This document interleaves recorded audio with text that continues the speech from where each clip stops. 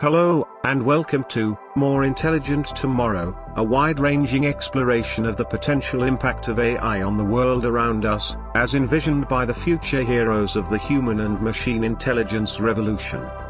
How do autonomous vehicles on Mars help us here on Earth? We'll discuss this and more with Chris Mattman on today's episode. And now, your host, Ari Kaplan. All right, well, hey, Chris, so glad to have you on. Hey, Ari, thanks for having me. Thanks to DataRobot. And, one, thing is I don't have elements of spare time, but, somehow it's funny, mind over matter, we can create it. You know what I mean? So Why don't we start off? Tell me a little bit about what you're doing at Jet Propulsion Labs. I know you've been there 20 years, but, tell us a little bit about that. sure. So, JPL is kind of like a unique element in NASA. NASA has many centers. JPL's expertise is basically in autonomous exploration. So our flagship, efforts are basically the Mars program. The Mars program for NASA resides, at JPL, Solar Systems Exploration Directorate. My first 15 years at JPL, I sort of cut my teeth in engineering and science.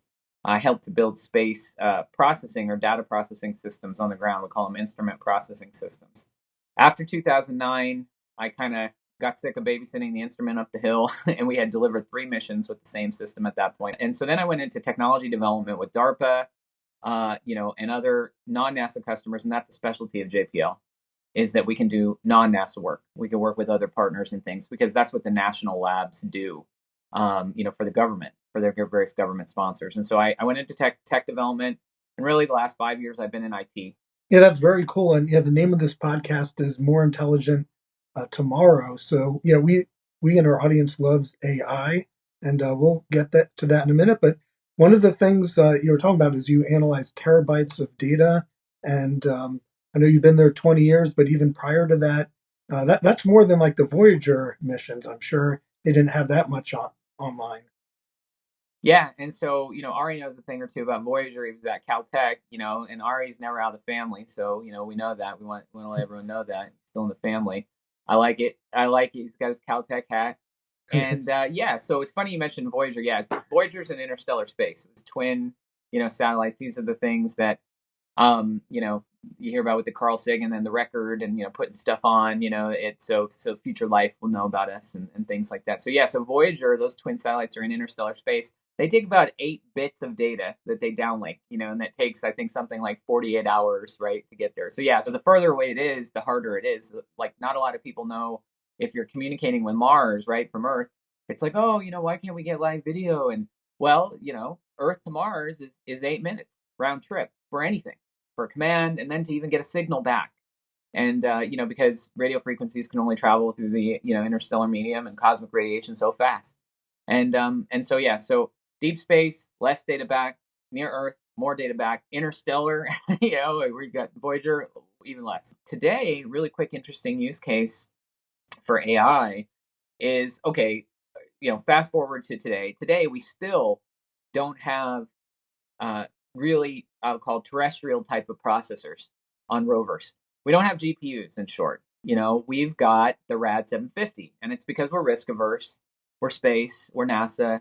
We don't want to crash. If it's a crash, there's a congressional inquiry. It's not Elon and SpaceX and things like that. Not that they want to crash, but this is a little different. So we have a risk profile, so we'll only fly things that we call radiation hardened in terms of the hardware. In other words, cosmic radiation flips the bits. It does weird stuff to your hardware up there. So we want to test and make sure that it doesn't do that in space. And so because of that, we're running off of basically an iPhone 1 processor on all of these big, really cool surface assets and things. But tomorrow, we won't. Tomorrow, we'll have GPU-like computing. And even tomorrow, in our 2020 Perseverance rover, there's a small package along with it we call Ingenuity. It's the Mars helicopter.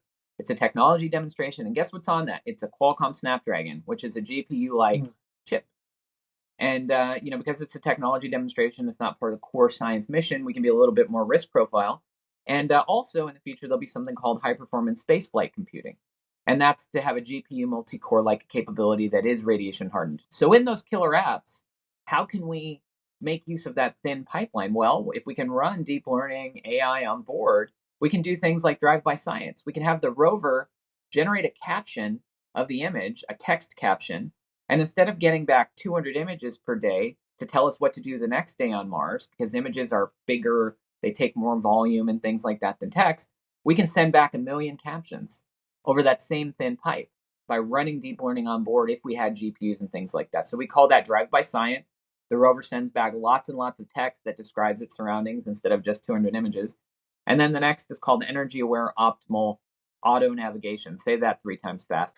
For the fetch rover, it needs to drive a lot farther. And so for energy-aware optimal auto navigation, what we're doing there is we are looking at images, just like drive-by science, but instead of generating a text caption, we're estimating what the power profile is for it. So we're saying, oh, it's rocky, the wheels are going to catch better, it's going to use less power. Oh, it's sandy, it's going to drive a lot farther, it's going to have to work harder to drive the wheels. And so that's energy-aware optimal auto navigation. So more autonomy, more GPUs. I mean, your company should love that, and so hopefully your viewers too. So Well, this is thrilling, and I love the phrase "drive-by science." I think we should start a rock band and use that name. But yeah, when I was an undergrad, we saw previews before the Mars missions of like a parachute and then this giant bouncing ball, ideas of hot air balloon. But yeah, that idea of the autonomous helicopter could be extremely exciting as well. Quick shout out that Charles Towns won the Nobel Prize for having invented the laser. Also at Caltech, I believe he consulted with JPL as well. But with that, I see that working with Mars, it's great that they'll have relays around it. But when we go into the future to Interstellar, would that help as well? So today we need to make the strategic, I'd say, steps to kind of go in that direction. And funny enough, this is where civilian and sort of defense and military space sort of bleed over. So I think kind of an anecdote or things, or maybe like a laughing off of things like Space Force or things like that actually have, national strategy implications and even laying the groundwork to have that type of potential, even interstellar or out of space. They call it space dominance in the military and things like that. But some of the stuff that they're talking about is actually critical infrastructure that we need as part of it. Because if we don't do it, it's clear to us that other, nations, both our friends and adversaries, are doing that, today. And they have goals, not just to do things like gum up on the moon and mine it, but to lay the infrastructure and the framework to do it. So, in my opinion, and in some of the opinions of policies, people and others that are working on this and even working in space and the military, I believe that we do need to start to make some of those strategic, decisions and investments. Yeah, that's great. And so, where do you see whether it's Memex or Tika or Hadoop or the work that you're doing at JPL, like making the world a better place? That's exactly the way I see it, Ari. I don't see it. I mean, it's a boring answer maybe, but I see it. That's exactly the way I see it. Is my goal is I want to make the world a better place, and it's beyond me, on the individual contributor end anymore. I mean, one of the reasons, I think partially too that, we're talking today and that I met you in a way was because I'm writing a book on machine learning. Okay, fine. I'm interested in TensorFlow. I love my book. It's called Machine Learning with TensorFlow. Second edition, I'm doing that. Or what are your thoughts on the operationalizing of machine learning, TensorFlow, AI, all of that? Yeah, I'm glad you brought that up because I hear too many people kind of hand wave over that, Ari or whatever nowadays, and let's lay it bare. Um, the productionizing of machine learning, exists at scale today because the companies at scale have paid the really mortal cost, of realizing how to do that. The frameworks themselves, and so anyone can, grab some data off of a Kaggle, train a small model, and make a prediction.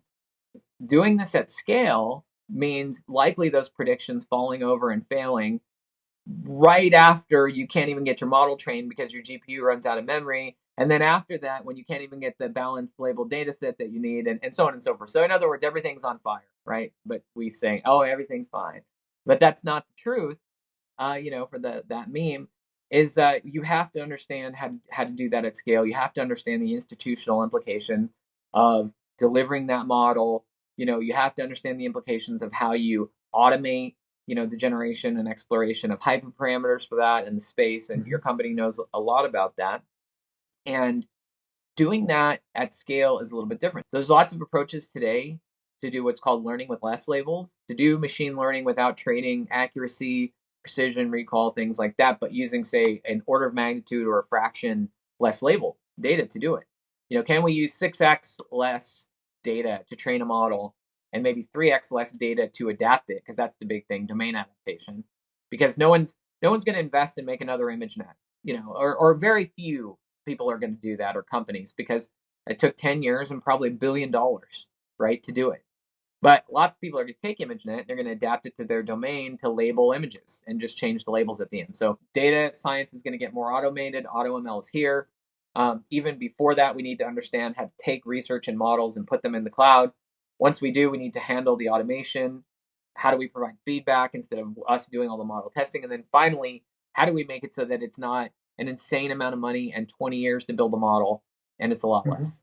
We have to be, ethical in the way that we use some of these things. I think that's a really big, concern in my mind, right now. And then, another area, is also, the impending displacement of other types of supply chain jobs and things like that, like truckers, and things like that. I worry about truckers a lot. In the next 2 or 3 years, 1 million truckers could be out of a job because we are going to have smart cars and smart trucks that drive supply chain routes.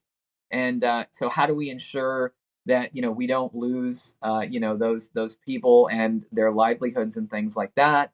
And also, how do we do it in a way that we don't just say learn to code or something like that? You know what I mean? How do we leverage their skills and have a win-win sort of on all fronts? The knowledge. How do we do knowledge transition to some of the machines, and then how do we ethically do this? Those are the things I'm thinking about. Yeah, it's incredibly exciting times, but scary times for a lot. But it's going to be very disruptive, and COVID brought the whole redesigning or re-engineering a lot of civilization, and even without it, like you're saying, automating of truck drivers, it'll be a major shift of jobs. Maybe it'll be cheaper to buy supplies and have them shipped. So hopefully some of them can shift to stocking, manufacturing, unless the boring driving portion of it. But yeah, the world's going to be changing so rapidly. It's unbelievable to be alive in times like these. I completely agree, Ari. It's I'm glad, you know, I'm glad that I know, including yourself, a lot of people that are trying to approach this from sort of the right perspective. And as much as people can get scared about it, I'm actually empowered in a way, because I know that there are really, really smart people trying to do some of these things, with an eye towards doing it the right way. So, Well, great. Well, you know, uh, how do you deal with the rapid change and make a more intelligent tomorrow? so I mean, part of it is kind of a lame answer, but I'm just going to say it is, part of it involves, I think lots of people just turn away from hard problems, but for me, I just think not doing that, and sometimes it involves sort of hard work. I think a lot of people too expect some of these things, or that someone's going to solve it for you. But like, we're sitting here talking, I mean, maybe some of the brain trust from your company and NASA and other places, we're talking, and we're not sitting here acting like we have the entire answers to do all these things. We even know more work needs to be put in to do it. So I'm not going to pretend, that I know all the answers to that. But for me, practically, concretely, I think if we continue to build AI and we start to think about it in an ethical way, I think if we start to direct some of the new ways of computing on AI, and the hardware for that towards problems that matter, and this has been a big change, I think, in the generation. One of my friends, haven't talked to him in a while, but one of my older friends, Jeff Hammerbacher, who helped start the data team at Facebook, he's got a famous quote, and he was the founder of Cloudera, one of them.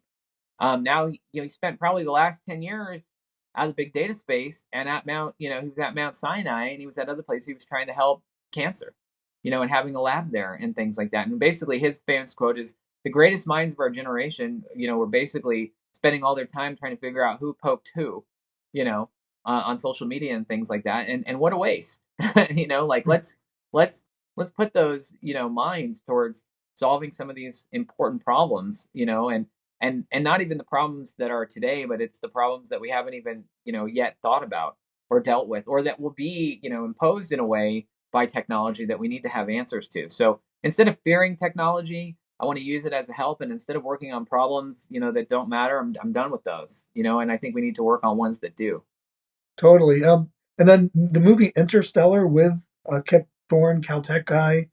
He was an advisor to the film. And I don't know if you've seen it, but there's this TARS robot that kind of has personality.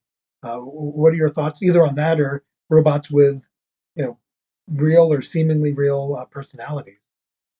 Yeah, Interstellar is one of my favorite movies. It was a little weird at the end, where he's in that like trapped mixed reality and whatever. But you got to have the effects and things like that. Yeah, my thoughts are on personalized AI and emotional AI and stuff. Is I've seen and been part of startups and advised some of them, and even in advising some, where it seems like there's definitely an evolution of that and a use of that, within space. I don't think that that's as far off as people think, especially for intelligent assistants. But also even, there's a lot of work at USC. A former, I mean, she's still a professor, but I think she's like the dean of research. Maya Madarick did a lot of work in human cognitive robots and things like that, and also its application. A lot of that stuff is potentially, today and even exists, in some form. But tomorrow stuff like using it in the clean room, to assist, having, intelligent, emotional, beings and so forth related to that. I mean, I think that we're farther along than people think on that. Great. So when will we realistically be able to travel to Mars as humans? Right now, the civilian plan for that, there were several kind of, privatized, efforts. One years ago that was led out of, I think it was a Dutch, effort and things like that. It was called Mars One, and there were several others, like, the Virgin Galactic guy was trying to do, one in the commercial world for that. And of course, today there's things like Blue Origin, and Bezos and other people have ideas for how to do that. But from a government perspective, the plan is, we're doing things on the moon now. We're trying to get moon as sort of a launching, pad, if you will, to, where you don't have to like have the rocket to get off the Earth first, but you can just launch from the moon eventually in the say 25, 2026, 2027 time frame. If we have the tech to be able to make those types of launches and everything goes okay, and it looks like, with Artemis and other things like that, we're on the path to doing that. The plan is by the mid 2030s. I mean, it technology demonstrations sort of along the way for that, things like Mars sample return and things like that will tell us what we need, and we also have some of these assets and infrastructure that we'll need for telecom and things like that. And as we upgrade some of our other infrastructure, I mean, I would say it's not a done thing yet or whatever, but this is, I'm going to be a little aspirational here. I hope your viewers and the world will bear with me, but it would be great if during that time in the mid 2030s, and if we were able to be able to get humans on Mars, it would be great too to have some video or optical way of kind of seeing it. I think one thing I can tell you in my time, is I was not alive when humans touched down on the moon or on another planet. That happened before my time, and I think this generation could be very inspired by seeing such a thing. And I talked to many people, not just in space but across industry, and many of them, many high up people there would love to see the same thing in our lifetimes. That's great. We could do a whole hour podcast on that. It would be fascinating. But thank you. And the last question I have is, who is your favorite robot? Oh, my favorite robot. That's a really good one. I love BB-8. I'm not retro on that. I love BB-8. I have a BB-8 in my office at JPL. I had the little Sphero BB-8, too. Go Sphero. That was a really cool one. I used to drive it around. A lot of people at JPL make BB-8s. There's like maker clubs and stuff for it. But yeah, I'm a BB-8 fan, and I like Disney and Star Wars. So. Well, great. Well, this has been an incredibly fantastic journey on this podcast. Chris, we appreciate having you on. So thank you. And I'm Ari Kaplan. Thanks to our listeners. Have a good day. Thanks for having me, Ari. Thanks.